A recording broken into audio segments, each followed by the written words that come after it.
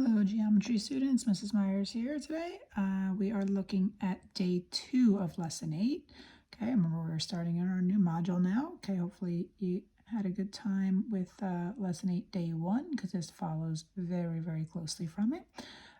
But before we can get back to using that equation of the circle, we got to review a few things from Algebra 1 here. Okay, and we've kind of touched upon this throughout the school year here and there anyway, so hopefully this will be pretty okay for you. So first thing we're going to do is we're going to factor a trinomial. Now, there's a very special type of trinomial that we'll talk about in a minute, but first let's get to the factoring, okay? So we've got our x squared plus 12x plus 36 expression. So when we have our basic squared term, linear term, constant term, it's going to factor into two binomials. Now let's remember that the first term of each binomial has to multiply to be that first squared term, so that would be an x times an x. The last two terms of each binomial have to multiply together to be that constant there that's at the end, right? So that would be the 36 being a product of 6 and 6, for example. Now, I kind of just randomly came out with those numbers right away, though, because I'm looking at this middle term, which is 12x, and that is what these two products have to combine to be. And what I know about 6 and 6 is that they add to be 12, so that is perfect. This trinomial, okay, x squared plus 12x plus 36 factors into these two identical binomials, which actually now allows me to write this as x plus 6 quantity squared.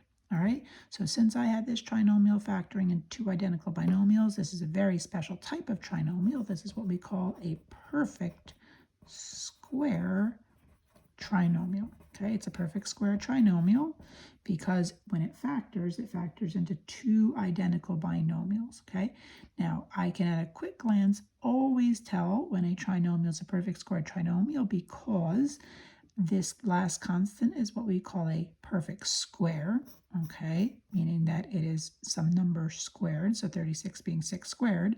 And when you think about the number squared that you would square to get this 36, this middle term is double that value, okay? That's how you can always easily tell that. So anyway, now we're going to take a look at a problem that says find the value of c needed in order to complete the square. So to complete the square basically means to get a perfect square trinomial.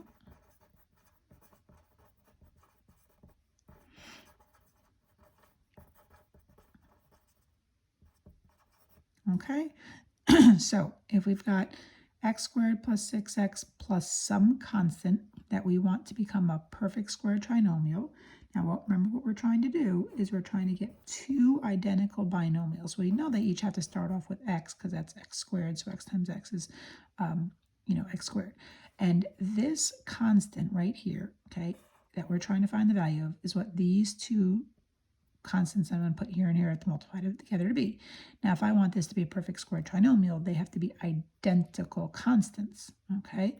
Now, not only do these have to be identical constants, but these two products that I get here and here have to combine together to be 6x. So that these are going to be identical products here and here, that if they had to combine together to be 6x, well, what two identical products must they be? They must be 3x and 3x, right? So I know that this has to be a 3 and a 3, and therefore, what do you get when you multiply 3 times 3? You would get a 9, so now I know that that c value is a 9, okay? And then, of course, because these are identical, this can be written as x plus 3 quantity squared, okay?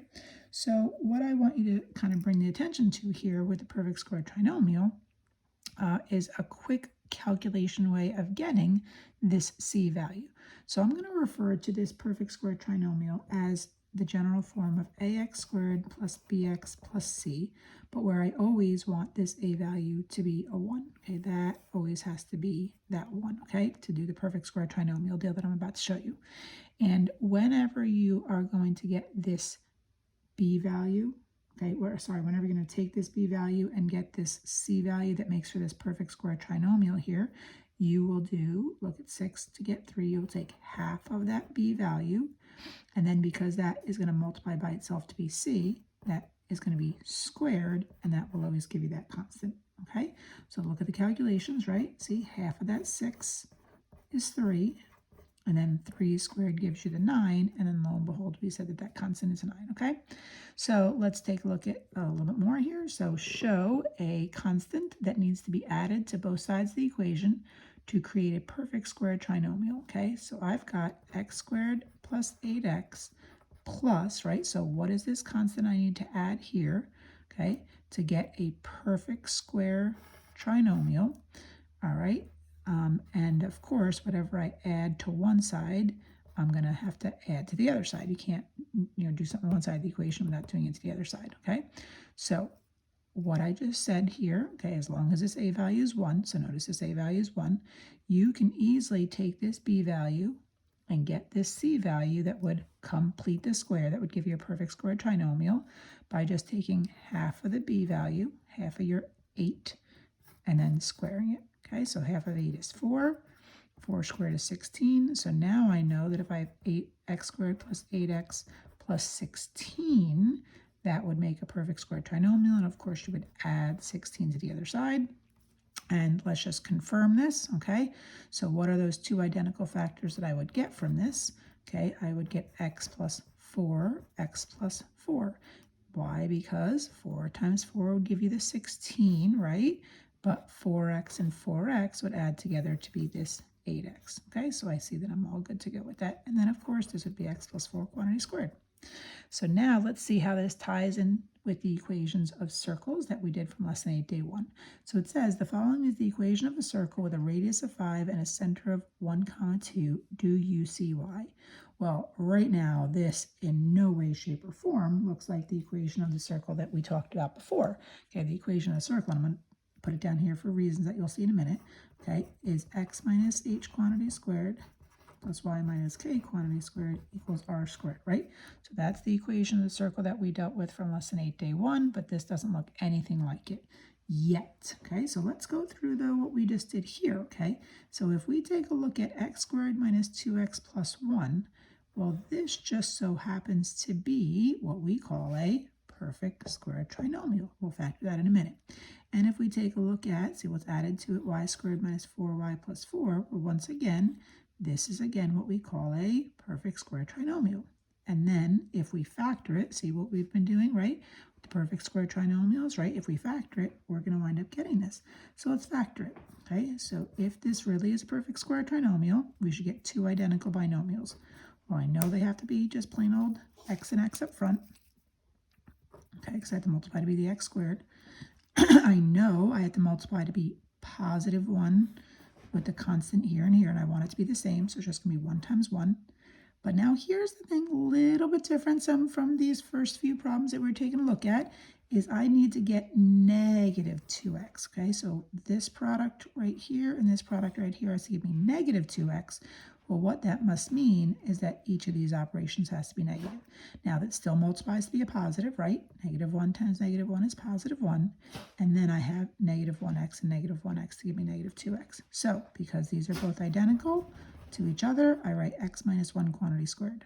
All right, now I got this plus sign here. Let's bring that plus sign down. Very important to keep that. And now let's take a look at this trinomial. So y squared minus 4y plus 4 is a perfect square trinomial. Let's prove it. Let's factor it. So now I've got y times y, right? So give me that y squared right up front. Notice how this coefficient of it is a 1. That's perfect. And we say that that's our a value is 1. And now we've got negative 4y and plus 4 that we got to contend within the factors. So the first thing I'm going to do is look at this positive 4, okay? I want two identical values to multiply to be 4. Well, hopefully we know that that's 2 times 2. And this negative 4y right here, that's what these other two products have to combine to give me. So as I just said before, right, that would mean that they'd have to be two negatives, okay, which is fine because two negatives still multiply together to be this positive 4 right here. And then negative 2y and negative 2y would give me that negative 4y. So because these are identical binomials, I write them as y minus 2 quantity squared.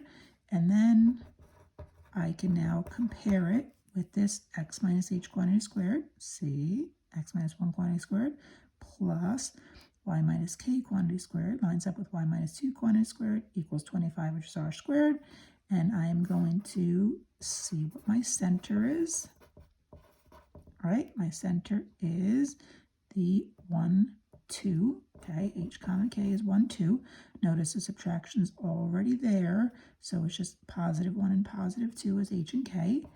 And then the radius, so this 25 is r squared, so the radius is 5. Okay, so yep, so now I can see that that is actually the information.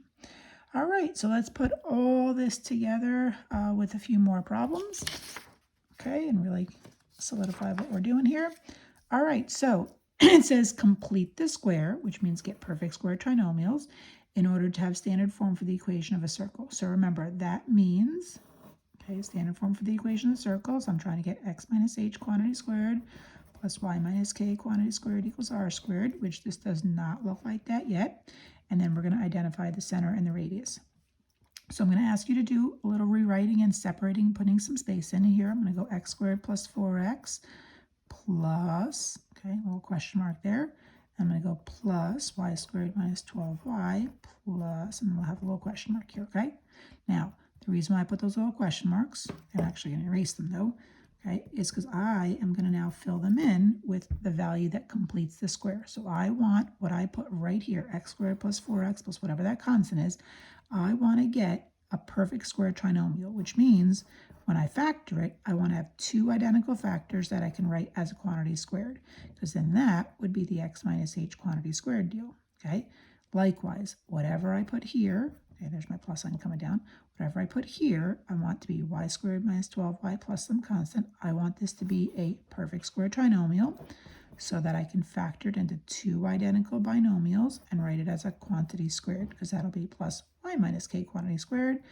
And then this new constant that I get here will be r squared. Now, it's not going to stay 41 because whatever I add here, I'm going to have to also balance it out and add it to the other side. Again, whatever I add here, I'm going to have to balance it out and add it to the other side. So this won't stay 41. This will change. All right, so let's take a look. What we just did a moment ago, okay, is we're trying to get the perfect square trinomial here. Okay, we know this constant 4, which is in place of b. Notice my a is 1, so that's perfect, okay? So I am going to take my b value, divide it by 2, and square it, which will automatically give me the c value that completes the square. All right, so I'm going to take 4 divided by 2 squared, which is 2 squared, which is 4. So now I know I want that to be a 4. Well, right away, just add that to the other side, okay? Because whatever you put here, you have to also make sure you put there. Always make sure you balance that out by adding it to both sides. So this is now a perfect square trinomial. Let's prove it. Okay, let's factor it and see that we get two identical binomials. So x squared, right, is x times x, of course. Now, what number multiplies by itself to be 4? What is this the perfect square of? And that is 2 times 2, right? Okay. And then, is this really what will make these two other products add together to be 4x? Absolutely. If I just put plus 2 and plus 2 there, so positive 2x combines to be that positive 4x, and I'm good to go. All right, so now I write this as x plus 2 quantity squared, and that lines up with my x minus h quantity squared. All right, let's see the next one. Now I've got y squared minus 12y plus what to make a perfect square trinomial? So I'm going to, off to the side here, go negative 12 divided by 2 squared, okay, because as long as my a is 1, as long as the coefficient of my y squared is 1, which it is, I can just take my b value, I can just take my negative 12, divide it by 2, and square it. So negative 12 divided by 2 is negative 6, and then that squares to be 36. So now if I add 36 there, I should have a perfect square trinomial right away. Don't forget to add it to the other side as well. And let's factor, okay? So it's got to be plain old y and y, okay, because y times y will give me the y squared. Now, this 36 that I just put there, that should be a perfect square that is, easily a number times itself, which it is. It's the, see, right there, 6 squared, okay? Now, what kind of 6 do I want? See, 2 positives or 2 negatives multiply to be 6, but should it be 2 positives or 2 negatives? So let's look at this. See that negative 12y? Okay, that tells me that these have got to both be negatives. Now, I don't know if you've caught on to this yet, okay? I've been kind of waiting to say this to see if anyone's been thinking this, but this right here that you put in this factor, you actually always see that right here, okay? This is really always what you're going to have in the factor. Look at that. If you can go back to every problem that we've just done, okay, whenever you take half of your b value, okay, what do you get when you take half of your b value? Since that's what you're squaring to get your c value that completes the square, that is always what's going to be inside your factors, okay? Because again, that's what you squared to get the 36. See, that's what multiplies by itself to be that constant that you just put right there. And it's what will add with itself to be this b value because you took the b value and divided it by 2 to get that -6. All right, so that's really always a nice correlation. Anyway, y minus 6 times another y minus 6, of course, we write as y minus 6 quantity squared.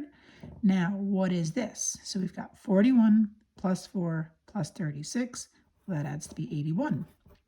So now, can we state the center and the radius of the circle?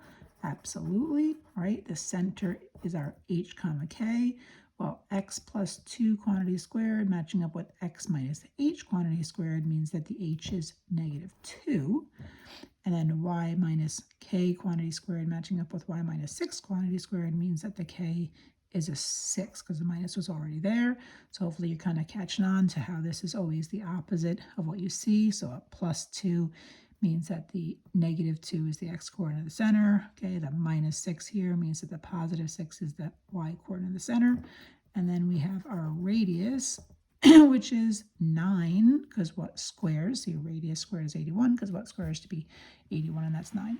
All right, so let's do a couple more practice problems with this to make sure you got the hang of it. So we're going to identify the center and radius for each of the following circles. So same deal as what we just did. Now, little extra catch here. This one looks like it might actually be nice already with, a squared term, a linear term, and a constant.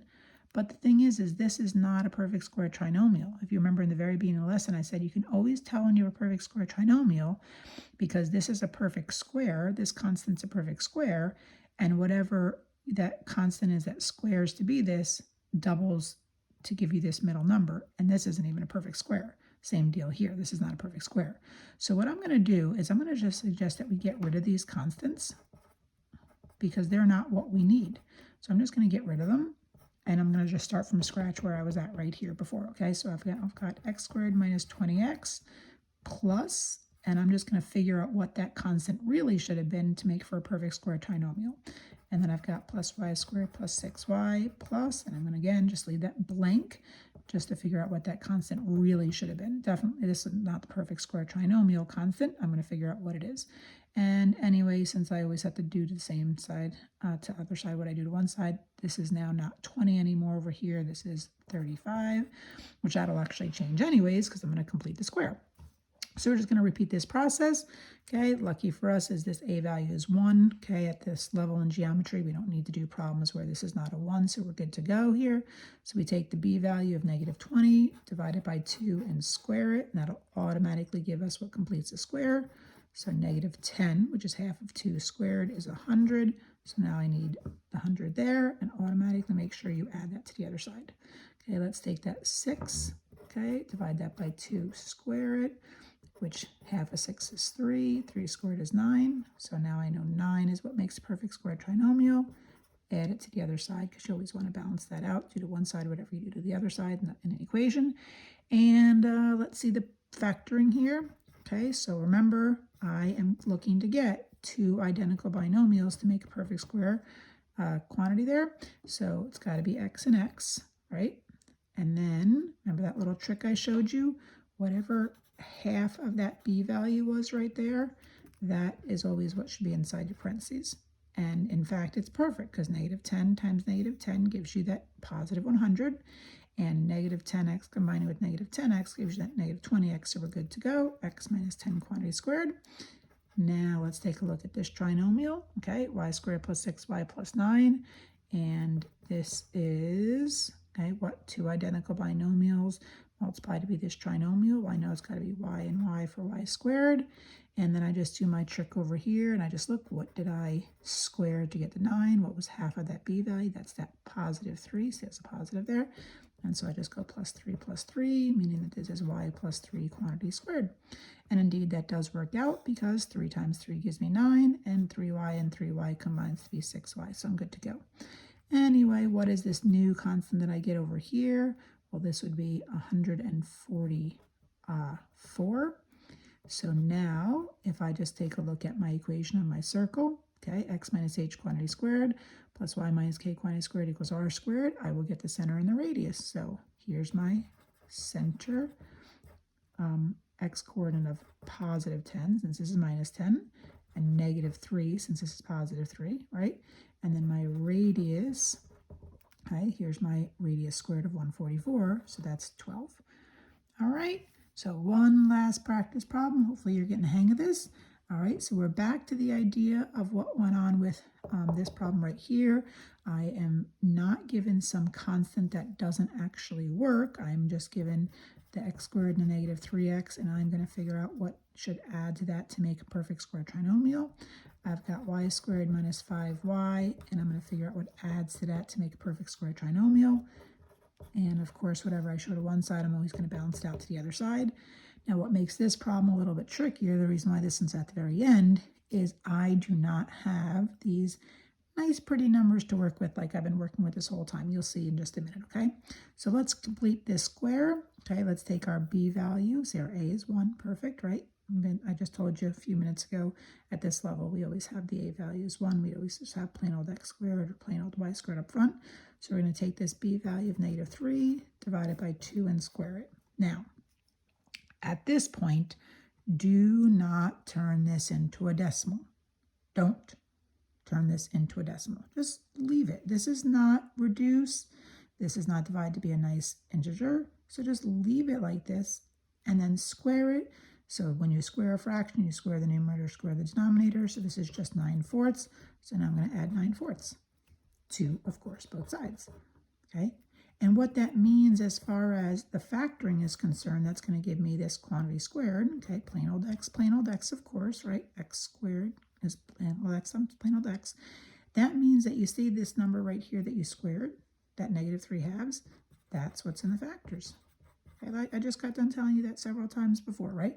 Whatever you squared to get this constant, okay, whatever half of your b is, that's what's always in the factors. Now look how this works, right?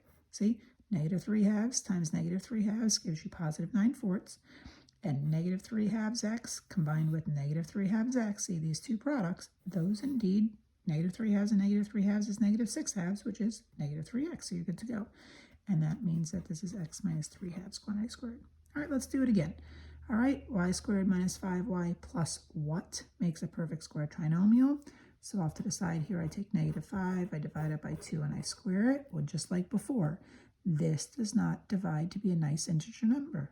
Don't make it a decimal, just keep it as its fraction and square it. So square the numerator, 25, square the denominator, 4, and then that's what you add to both sides. Oops, I didn't need the extra past line.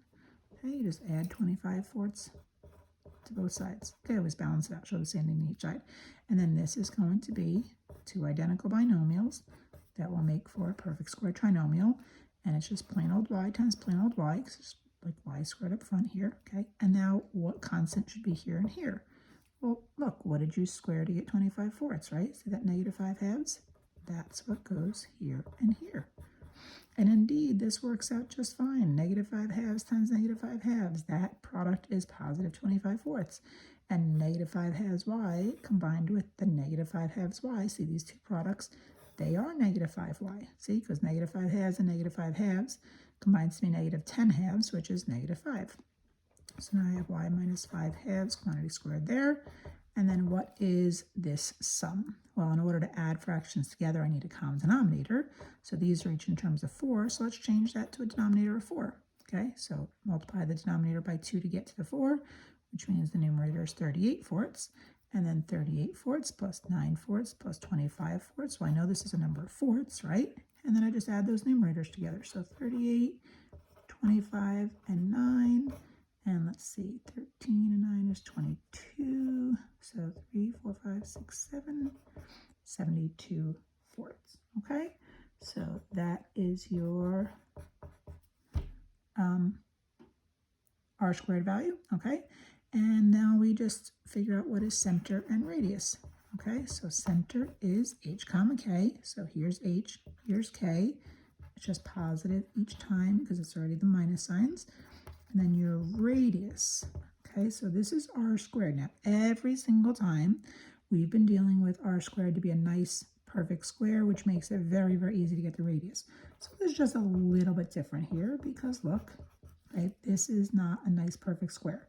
Okay, but the denominator is. So here's what I would suggest. Okay, well, let's first of all see, even though the denominator is perfect square, does this divide in evenly?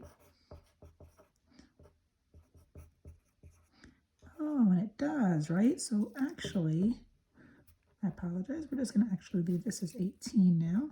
Okay, so we're just going to go r squared equals 18. We're going to square root, and we could just leave the square root of 18. I mean, I would give it to you, but you know, we've done all this simplifying of radicals before, and square root of 9 times square root of 2 is square root of 18. So this is 3 square root 2 for the radius.